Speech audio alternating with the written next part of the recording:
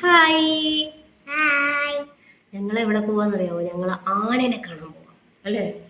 ആനനെ ഇതുവരെ കണ്ടിട്ടില്ലല്ലോ. എവിടെയൊക്കെ ആനനെ കണ്ടിട്ടുണ്ട്? ഫോണിലും ബുക്കിലും മാത്രമേ ആനനെ കണ്ടിട്ടുള്ളൂ. അപ്പൊ നേരിട്ട് കുറേ ആനകളെ കാണാൻ വേണ്ടിട്ട് പോവാം. പോയാലോ?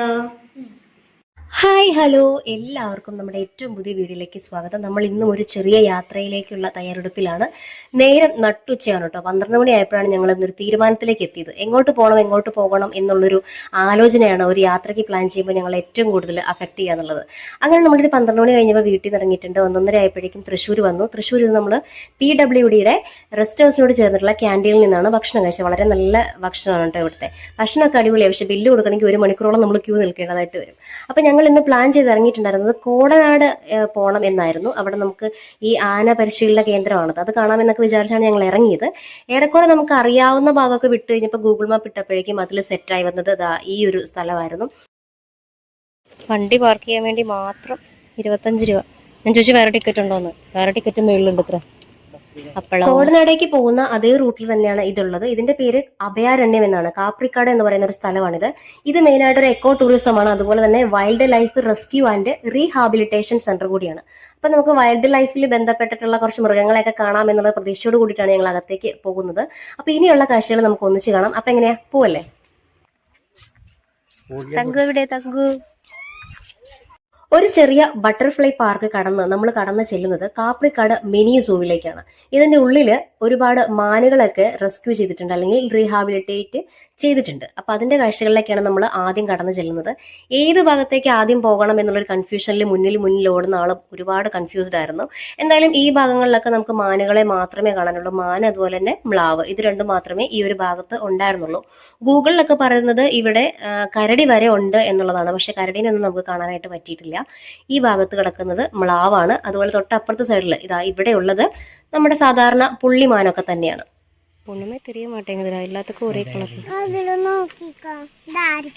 അഭയാരണ്യത്തിന്റെ ഏറ്റവും ഭംഗിയുള്ള ഒരു സ്ഥലത്താണ് നമ്മൾ ഇപ്പൊ നിൽക്കുന്നത്. ഇവിടെ ആനകളെയാണ് റീഹാബിലിറ്റേറ്റ് ചെയ്തിരിക്കുന്നത്. ഓരോന്നിന്റെ കാഴ്ചകളിലേക്ക് നമുക്ക് ചെല്ലാം. താഴത്തെ ഒരാൾ കുളിക്കുന്നുണ്ട്, അതാരാണെന്ന് നോക്കാം. വെള്ളം കോരി കുളിപ്പിക്കുന്നതാടാ അഭിമന്യു.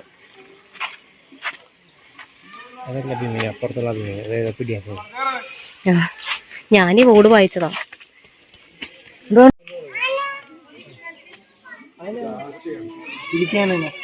അയ്യോടാ, അതിന്റെ പേര് നോക്കടാ. അടപ്പോയി.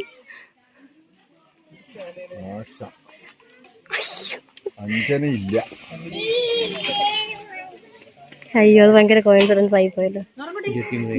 23 വയസ്സ് കണ്ടാ. അങ്ങനെ അവിടെ ഉണ്ടായിരുന്ന 5-6 ആനകളെയൊക്കെ കണ്ടിട്ട് നമ്മൾ ഇനി ചന്ദ്രുവിനെ പാർപ്പിച്ചിരുന്ന ഭാഗത്തേക്കാണ് പോകുന്നത്. ചന്ദ്രു എന്ന് പറയുന്നത് ഒരു 49 വയസ്സുള്ള ഒരു ആനയാണ്. അതിനെ പാലക്കാട് മണ്ണാർക്കാട് ഡിവിഷനിലെ വനപ്രദേശങ്ങളിൽ നിന്ന് പിടിച്ചുകൊണ്ട് വന്നതാണ്. 2017 അതിനെ പിടിച്ചുകൊണ്ട് വന്നിട്ടുള്ളത്. ഇത് ഭയങ്കര അപകടകാരിയായ ഒരു ആനയായിരുന്നു. അപ്പൊ അതിനെ അവിടെ മെരുക്കിക്കൊണ്ടിരിക്കുന്ന ഒരു പ്രോസസ്സാണ് ഇവിടെ നടന്നുകൊണ്ടിരിക്കുന്നത്. അപ്പൊ മെരുക്കാനായിട്ട് ഉപയോഗിക്കുന്ന കൂടും അതിനു വേണ്ടിയിട്ടുള്ള പണിക്കാരുടെ ഒരു ഷെഡും കാര്യങ്ങളൊക്കെയാണ് ഈ കാണുന്നത്. തൊട്ടപ്പുറത്തെ ഒരു ഷെഡിൽ നമുക്ക് ഈ പറയുന്ന പീലാണ്ടി ചന്ദ്രുവിനെ കാണാൻ കഴിയുന്നുണ്ട്. അപ്പൊ ഇതാണ് കുറച്ച് വില്ലനായിട്ടുള്ള ഒരു ആനയാണ്. അവൻ മെരുങ്ങിക്കൊണ്ടിരിക്കുന്നതേ ഉള്ളൂ. ഷുട്ടുമണി.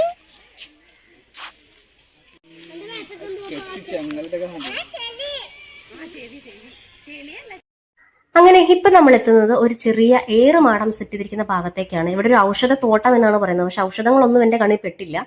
എന്തായാലും ഈ ഒരു ഏറുമാടത്തിന്റെ മുകളിൽ നമ്മൾക്ക് കയറാൻ കഴിയും. 5 പേർക്ക് ഒരേ സമയത്ത് കയറാനായിട്ട് കഴിയും. അപ്പൊ ആദ്യത്തെ ട്രിപ്പിൽ അച്ഛനും മോളും വേറെ 2 പേരും കൂടിയാണ് കയറുന്നത്. അവരുടെ പിന്നാലെ ഞാനും കയറാമെന്ന് വിചാരിച്ചു. അവർ കയറി തീർന്നിട്ട് വേണം എനിക്ക് പിന്നാലെ കയറാനായിട്ട്. അത്യാവശ്യം ഹൈറ്റ് ഒക്കെ ഉണ്ട് കേട്ടോ. അതുപോലെ തന്നെ ആ ഏണി ഭയങ്കര കുത്തനെയുള്ള ഒരു ഏണിയായിരുന്നു. നമ്മൾ ഒരു തവണ കാല് മടക്കുമ്പോഴേക്കും നമ്മുടെ മുട്ട് തന്നെ മുകളിലത്തെ സ്റ്റെപ്പിൽ ഇടിക്കുന്ന തരത്തിലുള്ള അത്രയും കുത്തനെയുള്ള ഒരു ഇതായിരുന്നു. പക്ഷെ അതിന്റെ മേളിൽ നിന്നുള്ള കാഴ്ചകളും ആ ഒരു എക്സ്പീരിയൻസ് എന്ന് പറയുന്നത് വേറെ ലെവലായിരുന്നു. ഇത് കണ്ടില്ലേ? അപ്പൊ താഴെ ഒരാള് എന്നെ ഇറക്കാനായിട്ട് വെയിറ്റ് ചെയ്ത് നിൽക്കുന്നുണ്ട്. ഞാൻ വേഗം ഇറങ്ങട്ടെ കേട്ടോ.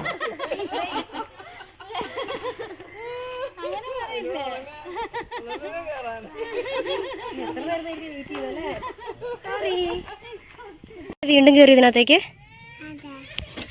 അയ്യോ, ഇതെങ്ങനെയാ ഇവിടെ കമ്പൗണ്ട് വെച്ചിരിക്കുന്നേ? എന്തിനാ കയറിയേ? ഇഷ്ടപ്പെട്ട്. നമുക്ക് കുട്ടികളുടെ പാർക്കിന്റെ ഭാഗത്തേക്കും കൂടെ ഒന്ന് പോയി നോക്കാട്ടോ. ചെറുതാണോ? ഇതാണോ? ഈ വലിയ മരമാണോ? ഈ വലിയ മരം ആയിരിക്കും ഇവിടെ. അതുപോലത്തെ മരങ്ങളാണ് കുറെ ഉള്ളത്. രക്തചന്ദനം. ചെറുതായിരിക്കുന്നില്ല, ചെറുത് പലതും പല സൈസ് മരമാ. കുറച്ചേരം വെയിറ്റ് ചെയ്യാം, ആരെങ്കിലൊക്കെ ഇറങ്ങി. സൂക്ഷിച്ച്.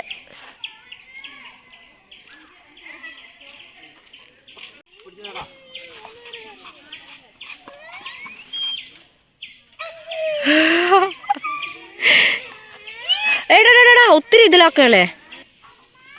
ആ ശ്രദ്ധിച്ച് കയറ്. വലിഞ്ഞ് അങ്ങോട്ട് കയറ്. അങ്ങോട്ട് അച്ഛൻ എന്തിയേ? എന്നാ അതിൽ കയറ്. ഓടണ്ടടി, എടി വീഴുവടി കാളി.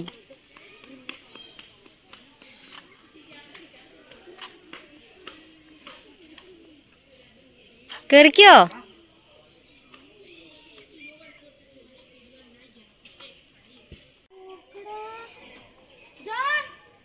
അങ്ങനെ കുറച്ചധികം നേരം പാർക്കിലും കഫേയിലും ഒക്കെ ചെലവഴിച്ചിട്ട് കാപ്രിക്കാടിൽ അല്ലെങ്കിൽ അഭയാരണ്യത്തിന്റെ കാഴ്ചകളിൽ നിന്നും നമ്മൾ പുറത്തേക്ക് ഇറങ്ങുകയാണ്.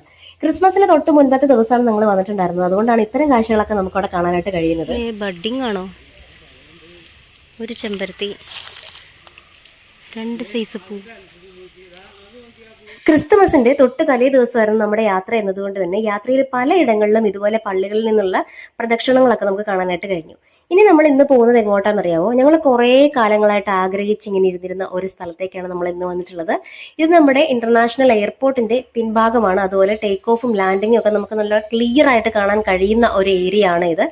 ഇൻസ്റ്റയിലൊക്കെ ഭയങ്കര വൈറൽ ആയിട്ടുള്ള ഒരു സ്പേസ് ആണിത്. പക്ഷെ പലതവണ ഇതിന്റെ മുന്നിൽ കൂടെ അങ്ങോട്ടും ഇങ്ങോട്ടും പോകുന്നുണ്ടെങ്കിൽ കൂടിയും ടൈമിംഗ് ശരിയല്ലാതിരുന്നത് കൊണ്ട് നമുക്ക് ഇങ്ങോട്ടേക്ക് വരാനായിട്ട് കഴിഞ്ഞിട്ടുണ്ടായിരുന്നില്ല. പിന്നെ ഓരോന്നിനും ഓരോ നേരം ഉണ്ടെന്ന് കാണുമല്ലോ വിശ്വാസം.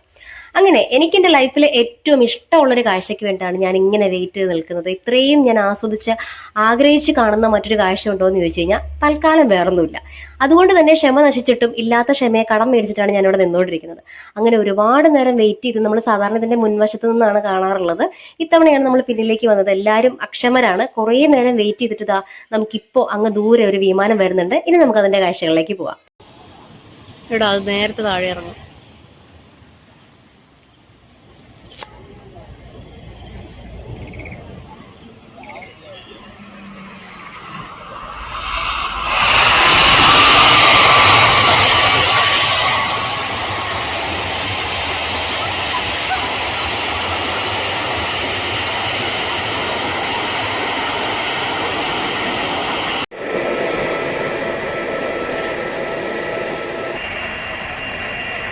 അത് ടേക്ക് ഓഫ് എന്നല്ലേ? ടേക്ക് ഓഫ് അല്ലേ? അത് അവിടെ നിന്നല്ലേ അങ്ങോട്ട് പോയില്ലേ? ആ യെസ് ഫാസ്റ്റായിട്ട് വരുന്നത്. അതിൻ്റെ അടുത്തോട്ട് തന്നെയല്ലേ മറ്റേതും പോകുന്നത്? ഓ മൈ ഗോഡ്,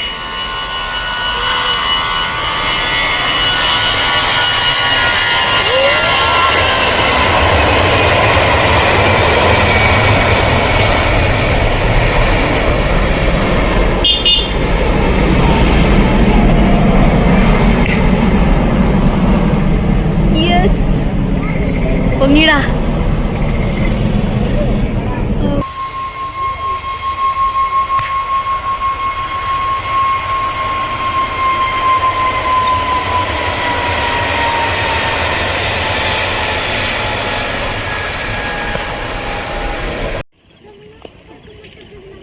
ചേട്ടായി പോയി ചോദിച്ചിട്ടോ ചേട്ടായി ആ വീട് കൊടുക്കുന്നുണ്ടോന്ന്? നമുക്ക് മേടിക്കാടാ പെട സാധനം. അവരുടെ ഒക്കെ വ്യൂവേ ഡെയിലി രാവിലെ വരുന്നുണ്ടാ. ഇങ്ങ എണീറ്റ് നിൽക്കട്ടെടാ. അയ്യോ യുവാനോടെ കാണാനില്ല.